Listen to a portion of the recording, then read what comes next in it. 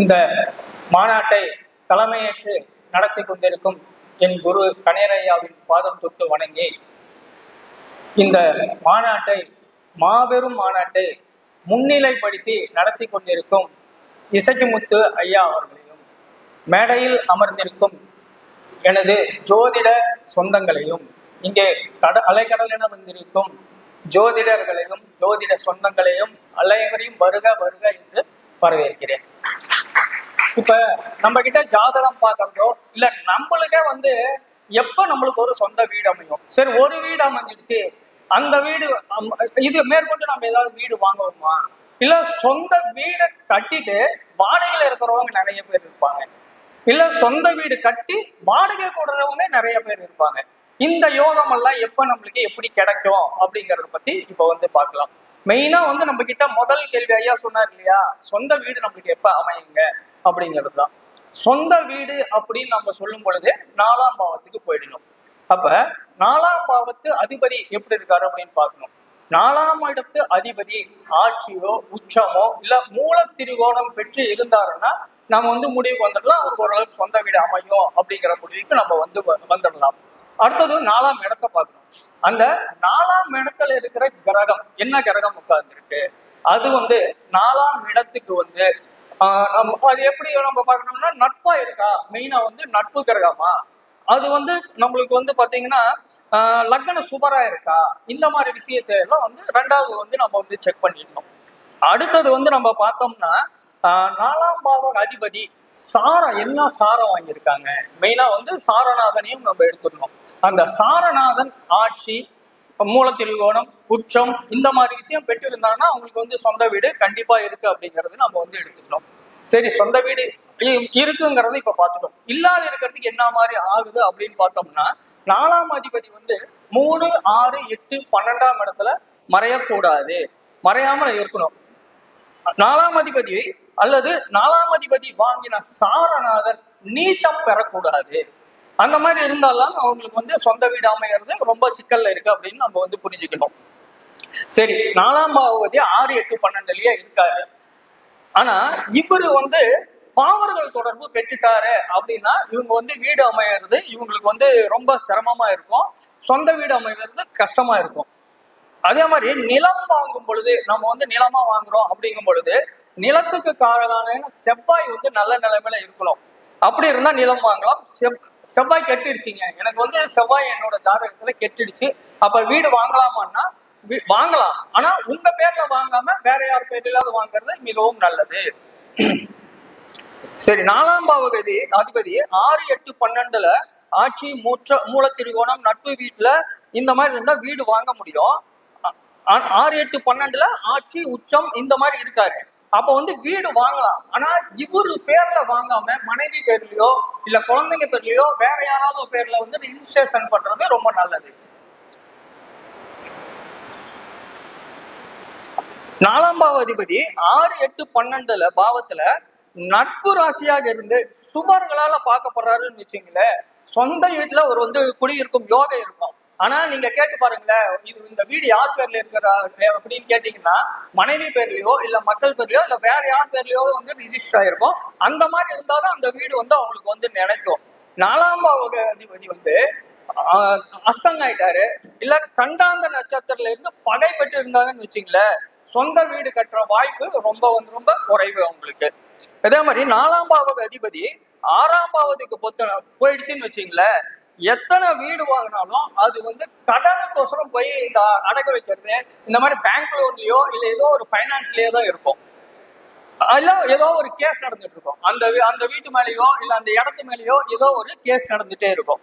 செவ்வாய் நம்மளுக்கு நம்மளோட ஜாதகத்துல செவ்வாய் இருக்காரு இல்லையா, அது ராகு கேது நட்சத்திரத்துல இருந்ததுன்னு வச்சுங்களேன், அது வீடு அமைறது ரொம்ப சிரமமா இருக்கும். பூர்வீக சொத்து, அதுவும் தாத்தாவோட சொத்துல இருக்கு இல்லையா, அப்பாவோட அப்பா சொத்து, இந்த மாதிரி சொத்துல எல்லாம் எப்ப பார்த்தாலும் பிரச்சனை, ஏதோ ஒரு சங்கடம், இந்த பூர்வ புண்ணிய தோஷம் அப்படின்னு இல்லையா, அந்த மாதிரி வழியாவே அது எல்லாமே அவங்களுக்கு பிரச்சனையிலே இருந்துட்டு இருக்கும்.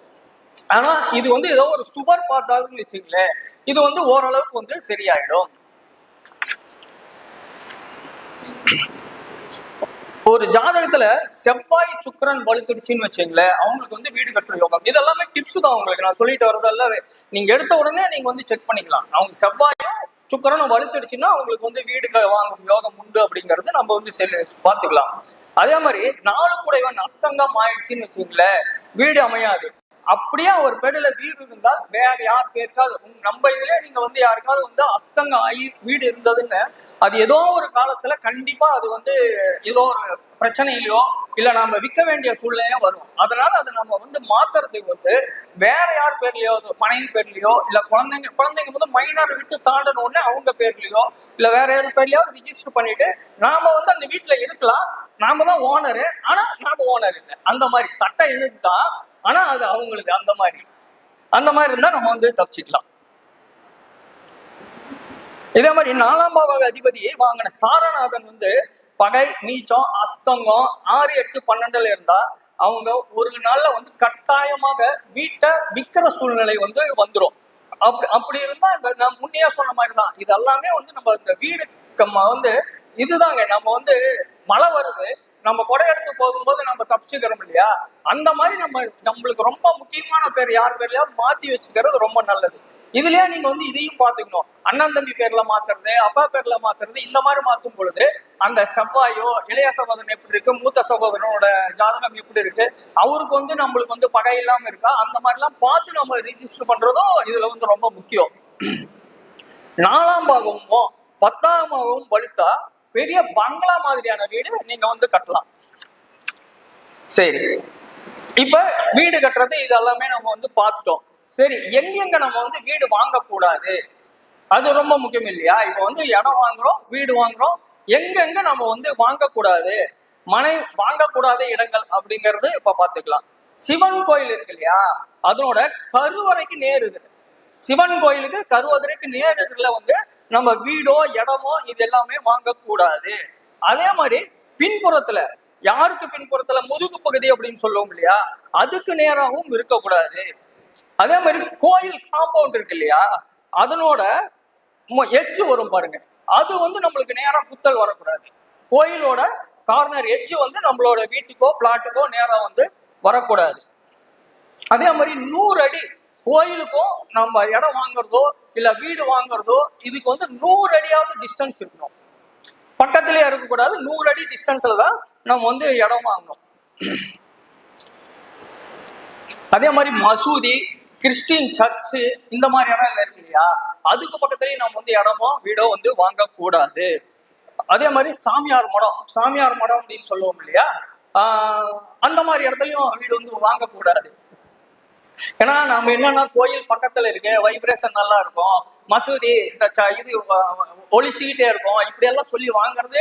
ஏன்னா புரோக்கர்ஸ் என்ன பண்ணுவாங்கன்னா, சார் பக்கத்திலேயே நம்மளுக்கு வந்து கோயில், சார் பக்கத்திலேயே நம்மளுக்கு வந்து மசூதி, இந்த மாதிரின்னு சொல்லி நம்மளை வந்து கொஞ்சம் நம்மளை கன்ஃபியூஸ் பண்ணுவாங்க. ஆனா இந்த மாதிரி இடத்துல எல்லாம், ஏன்னா அது வந்து முனியோட்டம் அப்படிங்கிற மாதிரி இடமா இருக்கும், அதனால அந்த மாதிரி விஷயத்த எல்லாமே தவிர்க்கிறது மிகவும் நல்லது. அதே மாதிரி போலீஸ் ஸ்டேஷன் இருக்கு இல்லையா, அது பக்கத்துல, ஹாஸ்பிட்டல் பக்கத்துல, நம்ம நீதிமன்றம்ல சொல்லுவோம் இல்லையா, அந்த மாதிரி. அதே மாதிரி இந்த கேளிக்கை விடுதிகள், கிளப்ஸ் எல்லாம் சொல்லுவோம் இல்லையா, அந்த மாதிரி இடத்துலயும் நம்ம வந்து பக்கத்துல வீடு வாங்கக்கூடாது. அது ஒரு 100 மீட்டர் இல்ல ஒரு 500 மீட்டர் டிஸ்டன்ஸுக்கு அந்த பக்கமாவது வாங்குறது ரொம்ப நல்லது. அதே மாதிரி இப்ப நாம நினைப்போம், பெரிய மால் எல்லாம் இருந்ததுன்னு வச்சுங்களேன், நம்மளுக்கு வந்து ரேட் ஏறிடும், இந்த மாதிரி எல்லாம் நினைப்போம். அதே மாதிரி அரண்மனை, திருமண மண்டபம், நம்ம சொல்லுவோம், அப்ப இந்த மண்டபத்துக்கு பக்கத்துல என் வீடு இருக்கு அப்படின்னு சொன்னாவே நம்மளுக்கு வந்து பெருமை நினைச்சிட்டு இருப்போம்.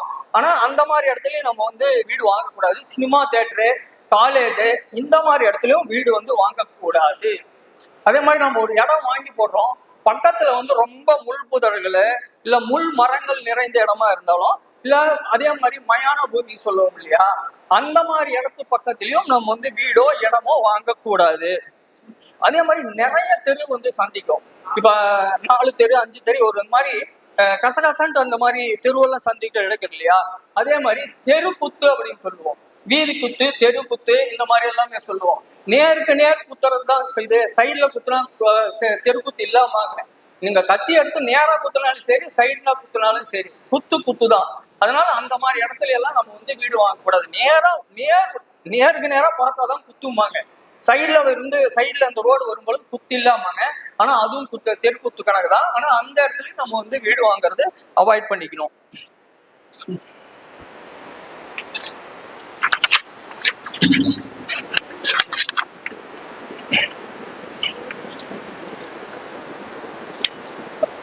நம்ம வீட்டுல வந்து மெயினா வந்துங்க இந்த முள்ளுள்ள மரங்கள், முள்ளுள்ள செடிகள், இந்த ரோஜா செடி இந்த மாதிரி எல்லாம் வளர்க்கணும் இல்லையா? மெயினா இந்த முள்ளுள்ள மரங்கள், முள்ளுள்ள செடிகள் வந்து வளர்க்கறத வந்து நீங்க வந்து தவிர்ச்சிக்கிங்க.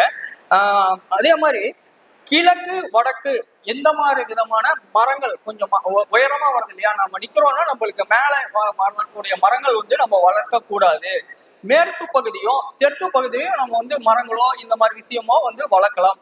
ஆனா என்னன்னா அந்த வேர் வந்து நம்மளோட வீட்டை வந்து அஃபெக்ட் பண்ணாத மரமா பார்த்து வளங்க. இதே மாதிரி நம்ம காம்பவுண்ட் சோர்ல இருக்கு இல்லையா? அதுல வந்து இந்த முள்ளு வேலி போடுறது, யாராவது திருட ஏறி குதிக்க கூடாது அப்படின்னு சொல்லிட்டு கண்ணாடி பதிக்கிறது, ஆணி பதிக்கிறது, இந்த மாதிரி வேலை எல்லாமே பண்ணக்கூடாதுங்க.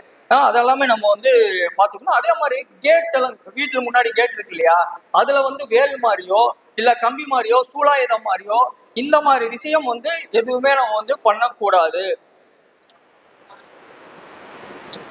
ஓகே, இந்த வாய்ப்பை அளித்த என் குரு கணையரையாவையும் வணங்கி நமது இசைக்குமுத்தி சாரையும் நன்றி சொல்லி விடைபெறுகிறேன். நன்றி, வணக்கம்.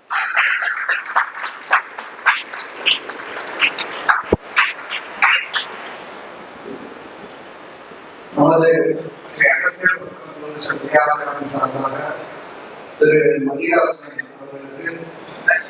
அவர்களுக்கு சமர்ப்பிக்கிறேன்.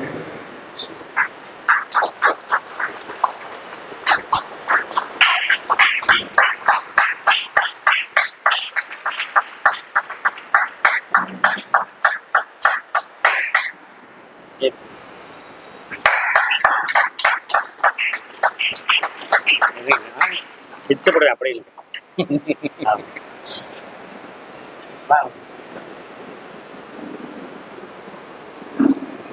கொஞ்சம்